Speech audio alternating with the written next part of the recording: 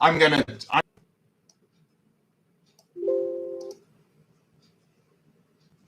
yeah, I don't know. I don't know what to do because there's an indicator here that says that it's working.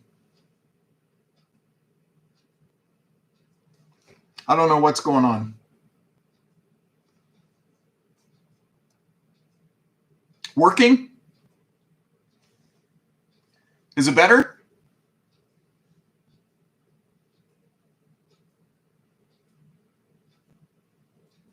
Oh, that's good. That's good. Well, I switch microphones. This thing is sort of a high-end deal that does really great sound fidelity, but it also, because the sound fidelity is so good, it's a data pig. So I thought maybe not using that might help. So I'm just using my standard webcam. So I'm glad it's better. I'm glad you guys can hear me. I don't know if you needed to hear me. You were chatting pretty well with yourselves, and that's cool. But I see there's even more people. I'm just astounded. I really didn't expect anybody to show up. I mean, we have. I need one of those YouTube plaques that people get when they get 1 trillion subscribers. I say, over 100 subscribers right here, and I put up the little plaque. I think it is a Bloomsday miracle. So I just think it's so cool. And I want to say again, thank you for the card. This came today, which really meant a lot to me to arrive, particularly today. I think it's really cool. And cool. This is really neat. I'm really glad to be able to. I should put my hat back on. I look a mess because I got hat hair from my there. What is Bloomsday? Well, you got to be kidding. I mean, Bloomsday is as well as it does. People are here. We'll have to do it again. I guess the sound came out again. But if you can hear me, I appreciate you guys. I love your comments. They mean a lot. It's just fabulous. And I'm good. It looks like the sound is coming through. So I really appreciate you guys and everything you do. I love it when I get cards. That's just so cool. And we have new stuff coming. I don't know if you could hear my comments. Blame Boylan. My comments before about what I'm working on. But I have a video that I'm working on right now. I've been on it for a couple of months, actually. I want to do something with some other humanities. And this video is going to be about a particular musical piece that I think is really interesting. It ties to this book. And I think you'll really enjoy it. It's going to be something different and hopefully something interesting. And it might stimulate some interest in an area that maybe you've probably never heard of.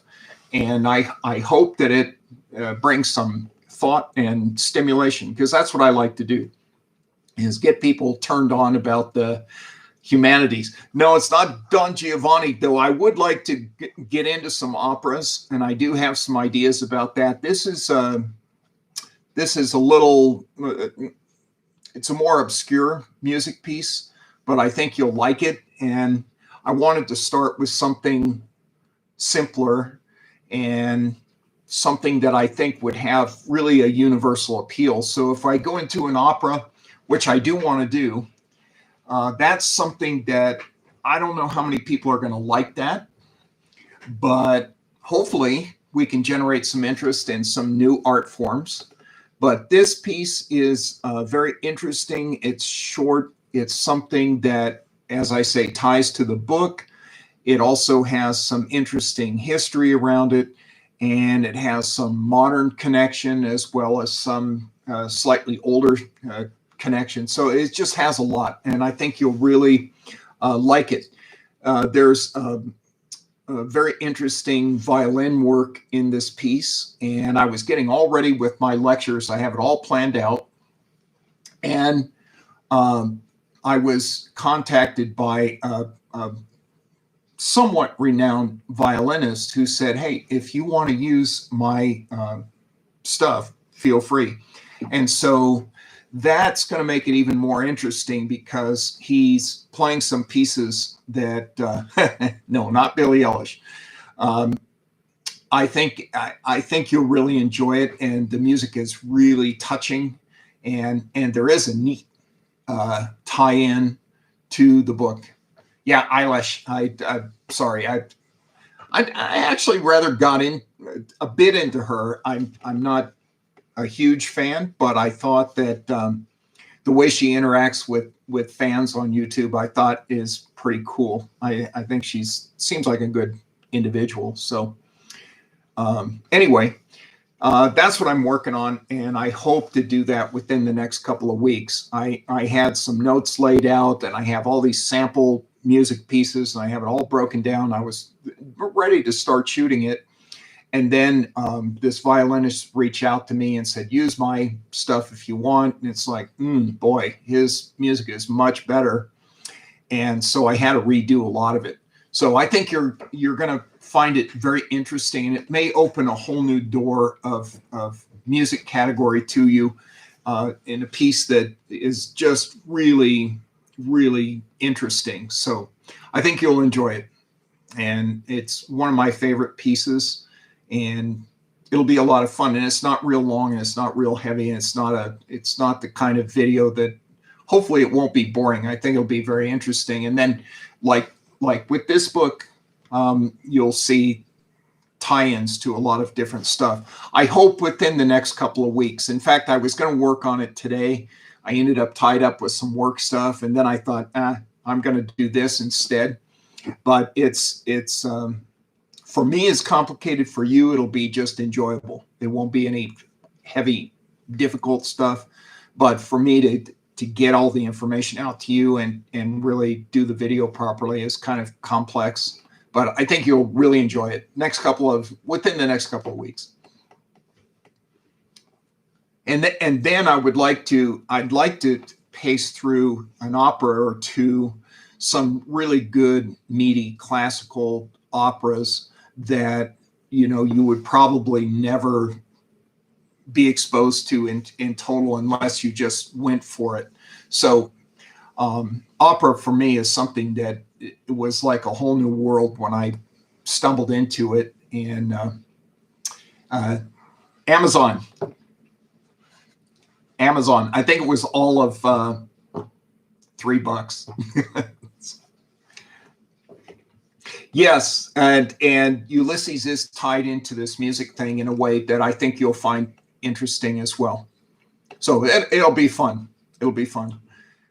Do you have other questions? I don't want to tie you guys up all day. I feel like I kind of fumbled around there for an hour on that other thing. The clock behind me, some people ask, that's a universal that I think is noteworthy. I like to have the universal time in case I take a picture or record the notes.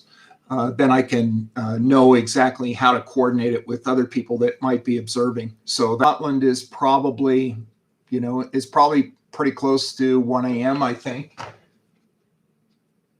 Or no, actually, it's we're still in Bloomsday for you guys in Europe. So yeah, you're coming up on midnight pretty soon. But yeah, that's universal time. So California, I'm typically -8 hours. Sometimes I'm -7 because we do daylight savings time. So half the year we switch our clocks around to delude people into thinking they have more hours of daylight.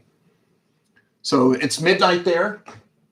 So you must be what, -1?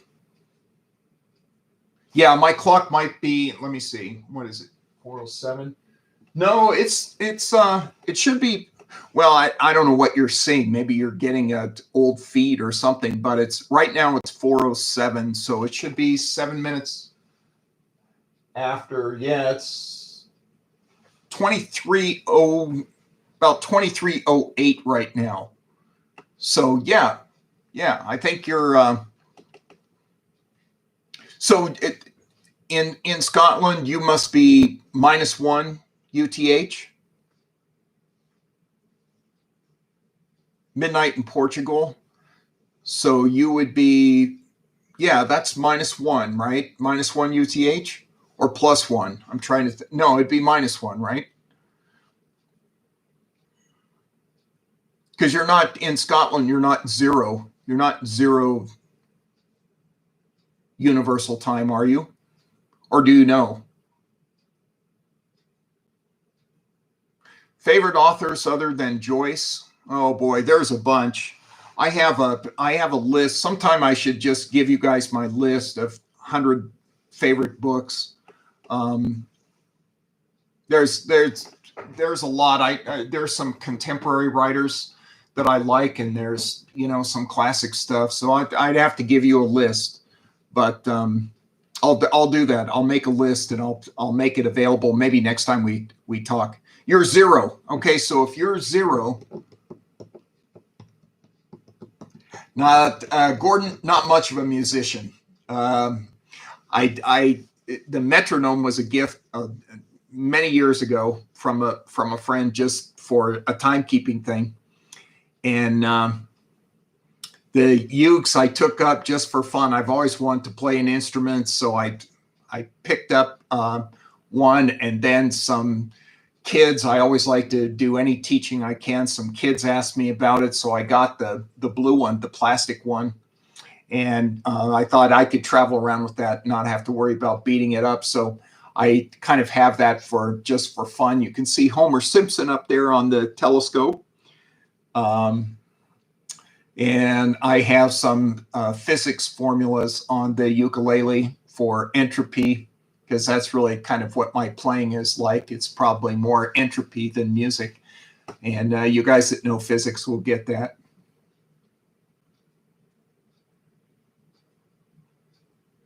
Lanark, I'll have to look that up. That'd be interesting.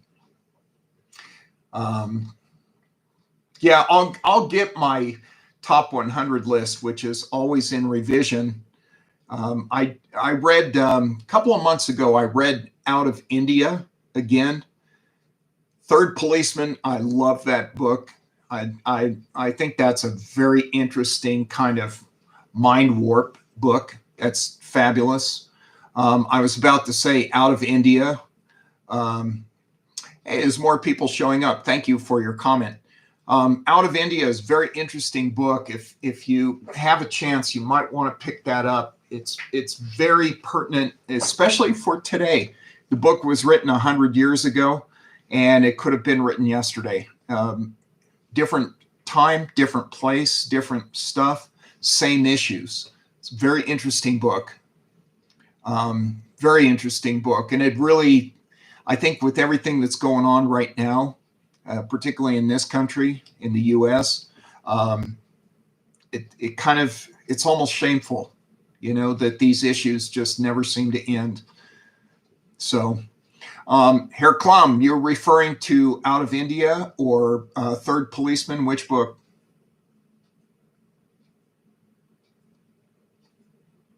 What are you guys? What are your favorite books? I love Third Policeman. That's super.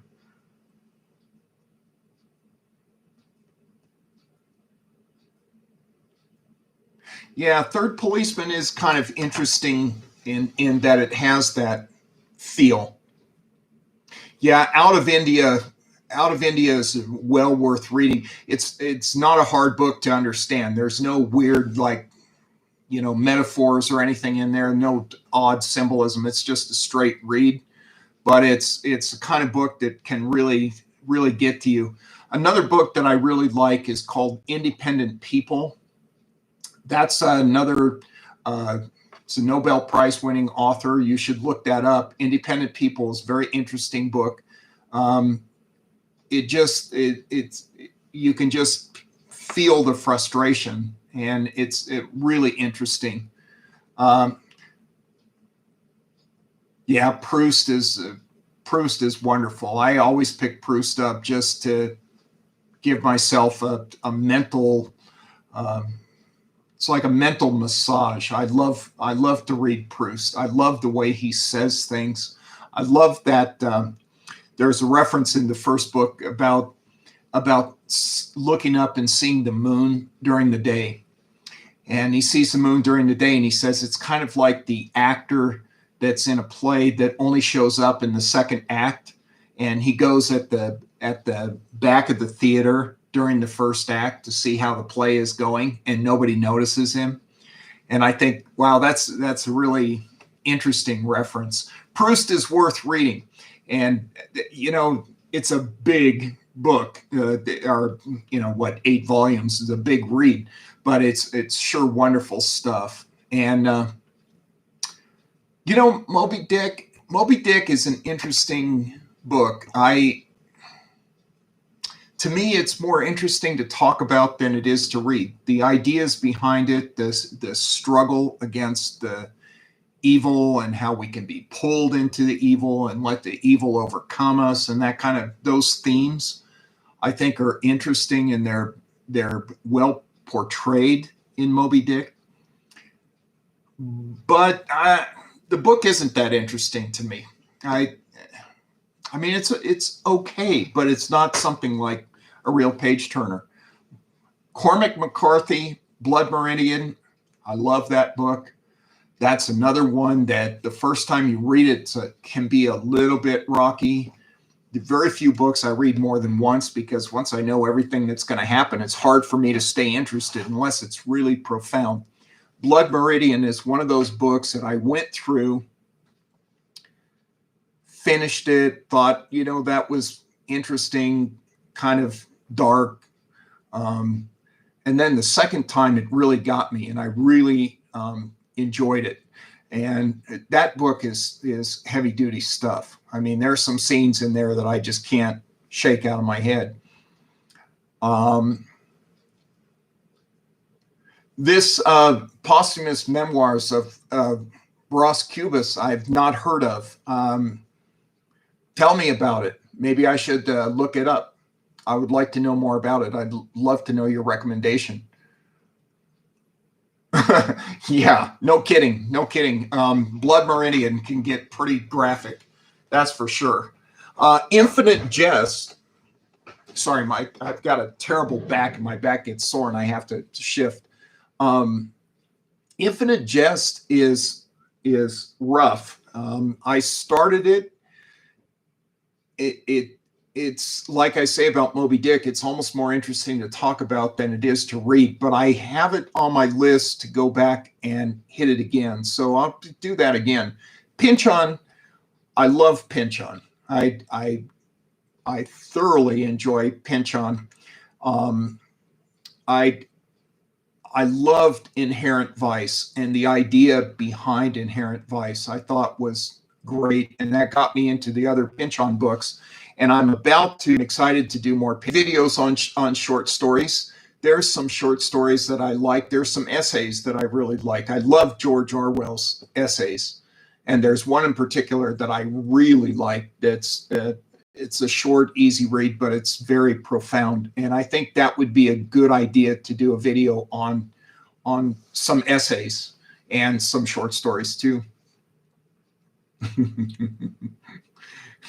You guys in Finnegan's Wake, forget about it.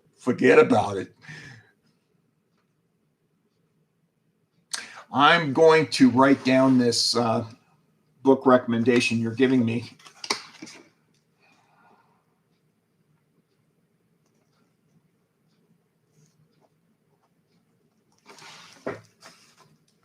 Sounds interesting. Gabriel Garcia, of course, 100 Years of Solitude. You guys are helping my brain de-rust here, because you asked me to name, some authors, and my brain just goes, what? Wait a minute, gone. And so when you guys start to throw them out, then they all come flooding back, because I would say fairly well read. I'm not an academic or any kind of particularly bright guy, but I read a lot. And so 100 Years of Solitude, I love that book too. Magic Mountain, I haven't read yet. We were talking about that a little bit ago. Tin Drum. I love Tin Drum.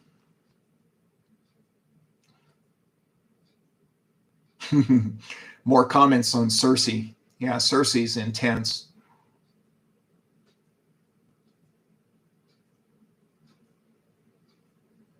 I'm a dog guy. I love dogs. You guys, if you saw my other video, you know I lost a dog last year around this time. That was a really rough, time. There was a lot of stuff going on.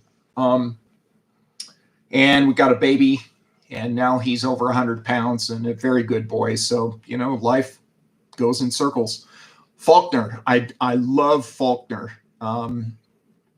Yeah, Faulkner, you know, I don't know how I would even approach some of Faulkner's books, whether, you know, outside of the US or outside of the South can even get it. You know, Faulkner can be pretty weird.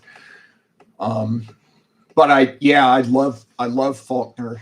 Some of those stories, As I Lay Dying, boy, I mean, that, you know, you have these guys building the coffin, and the person is looking out the window watching them build the coffin, giving them instructions, and then they, you know, she dies and they're taking a body and it's caught in the mud. Not, I mean, that thing is just. Another one is Gravity's Rainbow. Now, I'm working on Gravity's Rainbow right now. That comment, "My mother is a fish," that's that is cool. That's a Faulkner quote. Just so you know, I actually did read the book, and I'm not bluffing you. But it made me think of Gravity's Rainbow because the primary character says, "My mother is the war."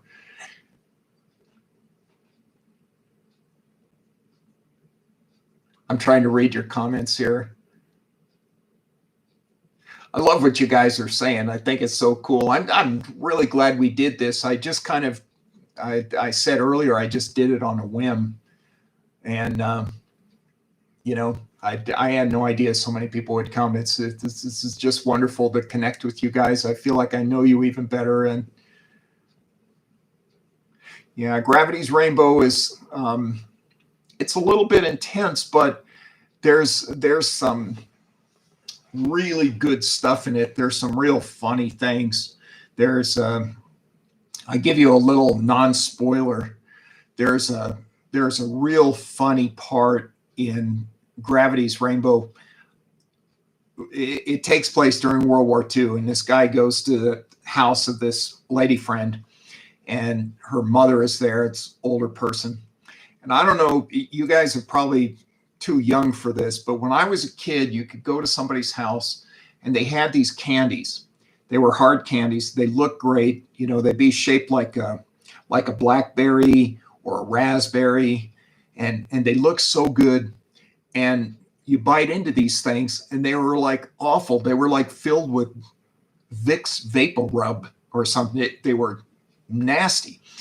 And there's a whole little episode in Gravity's Rainbow about going to this house, and they give them the candy dish, and first they're all stuck together, which is classic because they always were. You'd lift one and you get this whole blob of these hard candies, and they were absolutely awful. And I remember as a kid going to like grandparents, and they'd get out the candy dish, and the candy dish would have this blob of these stuck together things.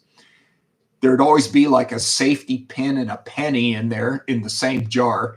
You know, it's like where they threw and a button.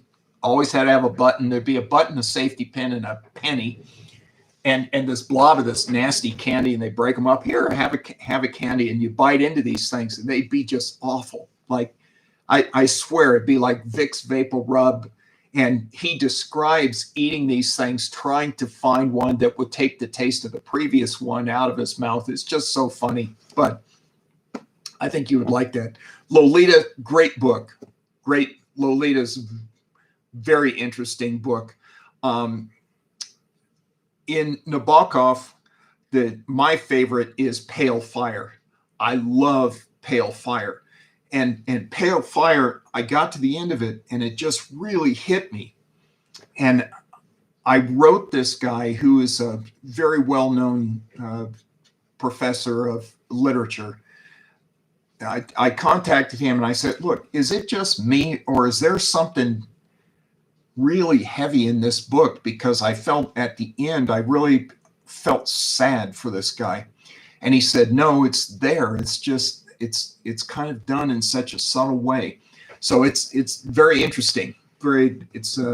I love Pale Fire. It's an interesting book. And it's interesting the way he did it. It's kind of two books in one. And you almost need two copies to be able to see how it goes, because it's a very strange book, the way it reads.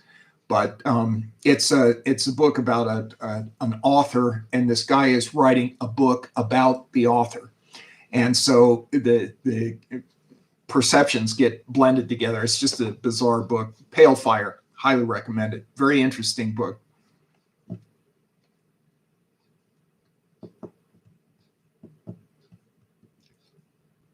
Fireworks on the beach. I'm not sure how you met that.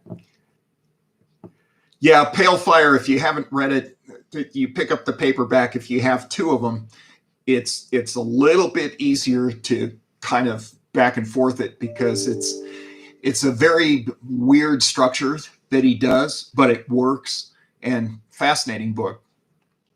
Again, Paul Auster comes up. I love Paul Auster. I think his stuff is really just a mind bend.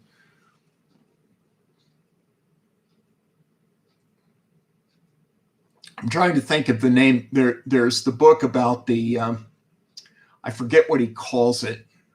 Salman Rushdie.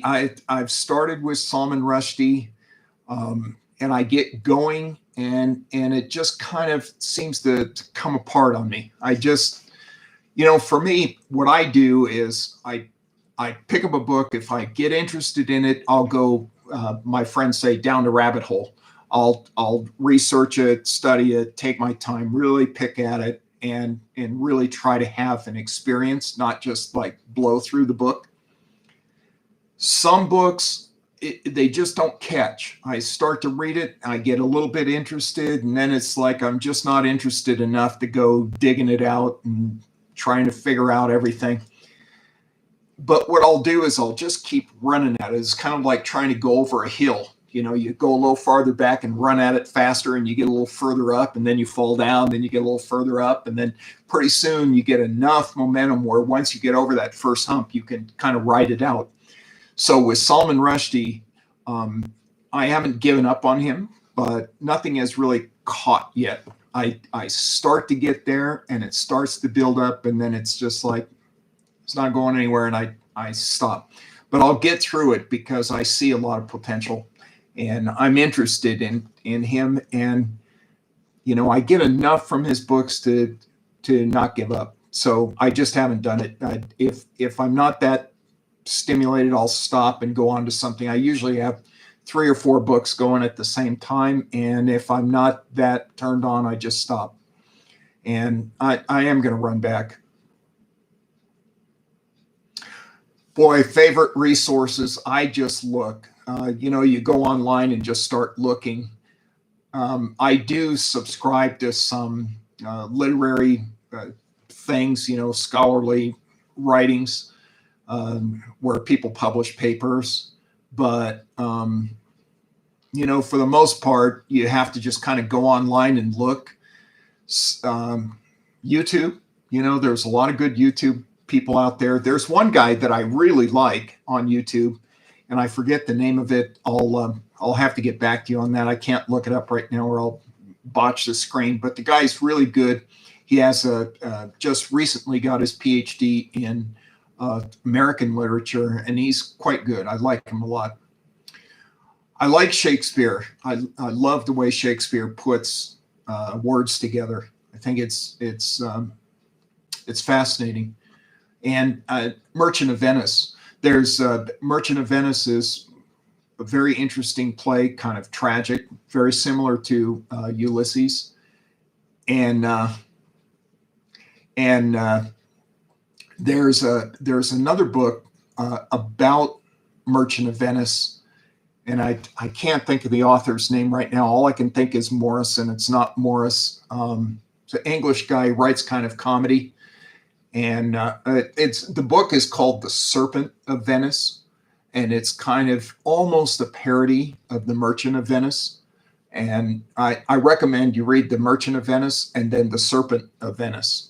Somebody help me with that author. Who wrote The Serpent of Venice? It's contemporary, and he writes quasi-comical stuff, and it's very interesting. So I highly recommend Merchant of Venice and Serpent of Venice. Yeah, Moore. I was thinking Morris. I was close. Yeah, Christopher Moore. Great, really interesting book. That Serpent of Venice is kind of gives you a chuckle, and it's interesting the way he plays around with the Shakespeare.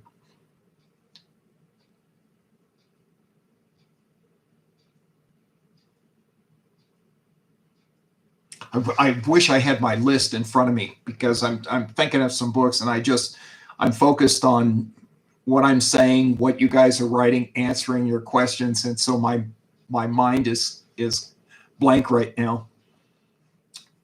But I'll get that 100 list out. Yeah, I do plan to do more. As you can see, with this funky problem we had just getting this going. That's why I haven't done more videos.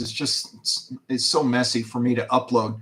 Graphic novels, interesting point. I love graphic novels. I have a mountain of them, and I love them. I take your recommendations.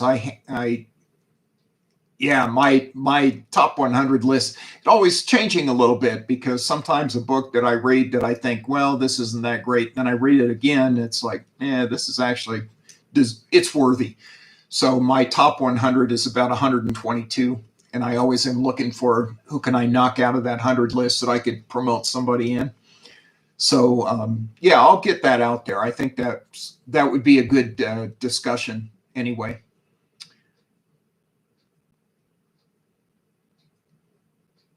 You guys have other thoughts on Bloomsday? I see we've passed. I guess it was midnight.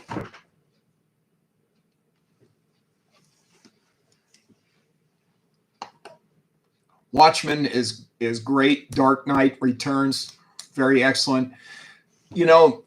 Since Gordon brought this up, I want to say, if you haven't read any really good quality graphic novels, take a look at Watchmen. These things are profound. They have some great artwork. You guys know I put up the video for Mouse. I should have thought of that. I should have said it.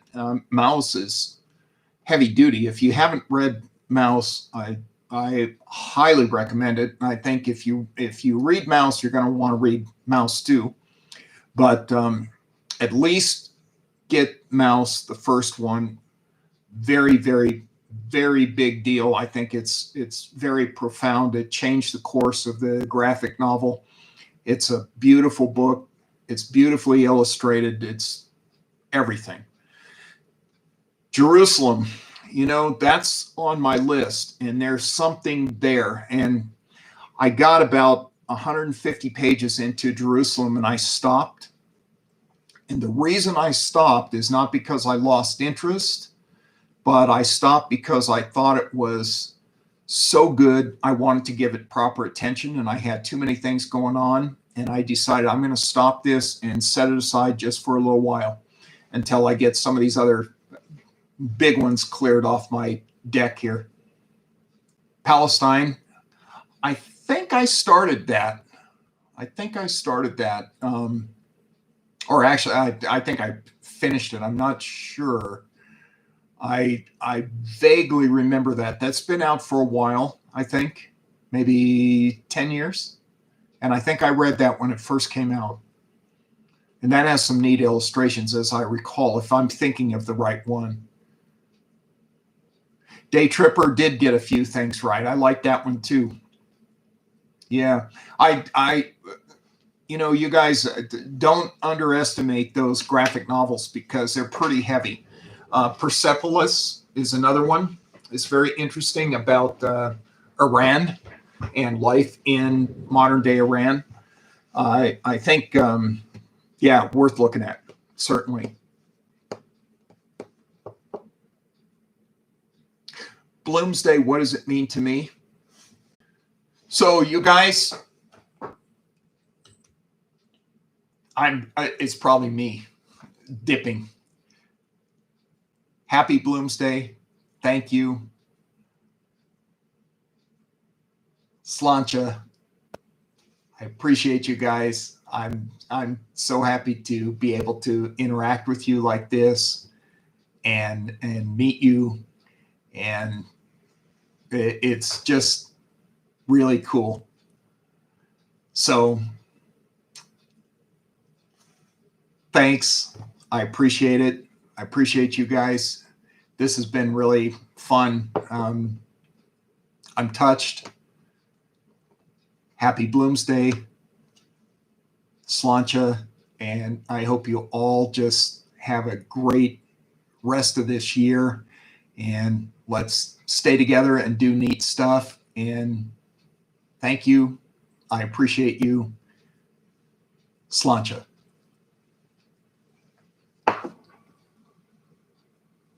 See you guys.